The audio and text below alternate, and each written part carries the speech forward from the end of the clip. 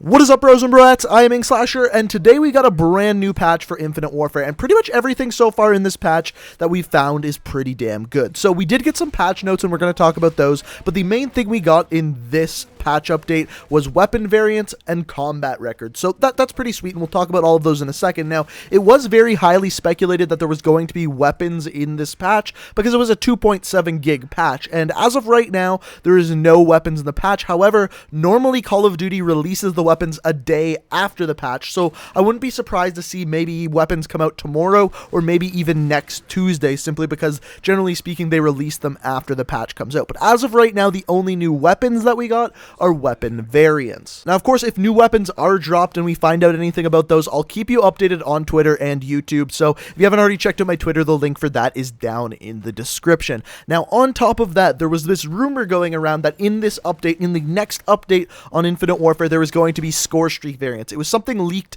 about a month ago on Reddit, and as of right now, we haven't seen anything. Now, keep in mind that those score streak variants were found in the game's code, I believe on PC, and as of right now, with this patch, they are not in there. You can't use them. There's no way to get them. They're not in there as of right now. So whether those are going to drop later or whether they're not happening at all, I have no idea, but as of right now, there is nothing to be found of score streak variants in this patch. Now, what is in this patch? So the first thing, and probably the biggest thing to come out, is the combat records. So finally, we have our combat records. You can check out your win-loss, kill-death ratio, all of that stuff with all the weapons in the game, with all the score streaks, with all of the different specialists. It's a very well done combat record. Unfortunately, it's just coming out a few months after the game actually came out. However, like I said, it looks very good. It feels very good. They did a really good job of actually crafting the combat record. So that is finally out. All you got to do is go to your barracks to find it. So that's fantastic that we've got that now. On top of that, once the game is over, you can now look at what medals you actually received in game, and it shows you how many total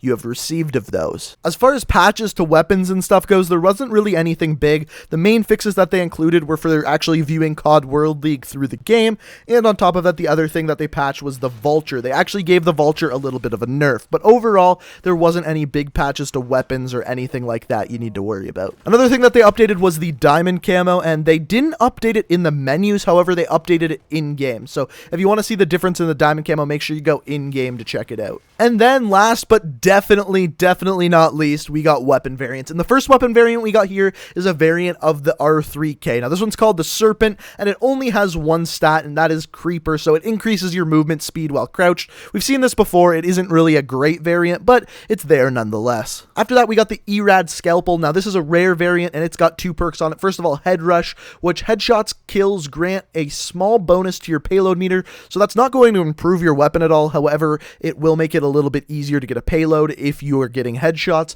And then it also has Everlast, which rapidly generates energy ammo even when stowed away. So even if you are not using this weapon, you just have it on you, you will rapidly regenerate ammo for it, which is pretty good. Again, it doesn't make the weapon any better, but it gives you a little bit more ammo, so maybe you don't need to run Scavenger or something like that. Next up, we've got a variant of the Mauler. Now, it's only a common variant, but it's actually one of the better variants that they actually added in with this set, and it is called the Ballast. Now, the thing with this one is it increases your stability, which means you have reduced recoil. And for a common variant to have this on there, it costs very little salvage and basically puts a foregrip on there. It doesn't quite reduce the recoil as much as a foregrip, but basically does that for very little salvage. So this is actually a pretty good variant. Next up, we've got a legendary EBR variant called the Metronome, and it's a very interesting variant. I don't think it's amazing, but it's interesting. So this first perk on this one is called Dynamic, and it says kills in alternating modes grant a score bonus. So let's say you switch from a sniper to a assault rifle, both of which you get a kill.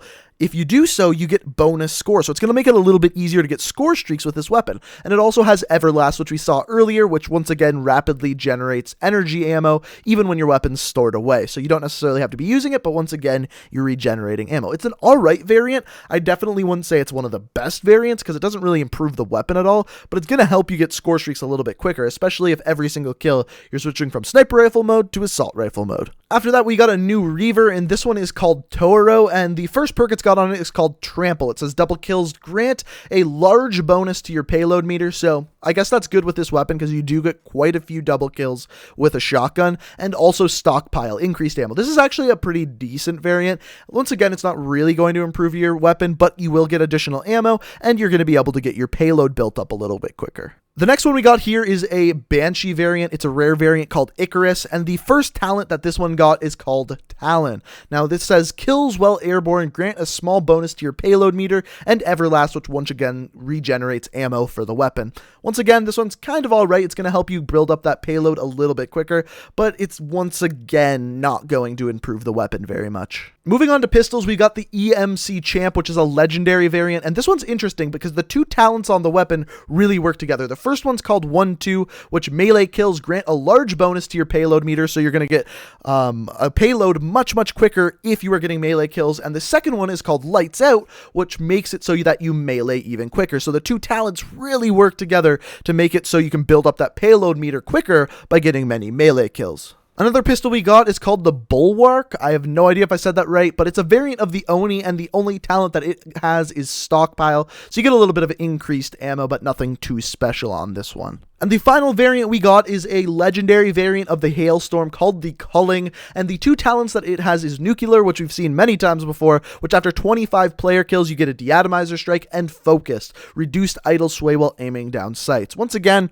not an amazing variant, but it's always great to get a variant that you can get a nuclear with. So overall, I definitely wouldn't say this was the best set of weapon variants to be dropped in the game ever. Not even close by any means. In fact, there wasn't even any epics to be dropped whatsoever. So this kind of really ties into the whole thing that I was saying before. I really wouldn't be surprised to see them release new weapons maybe tomorrow, maybe next week.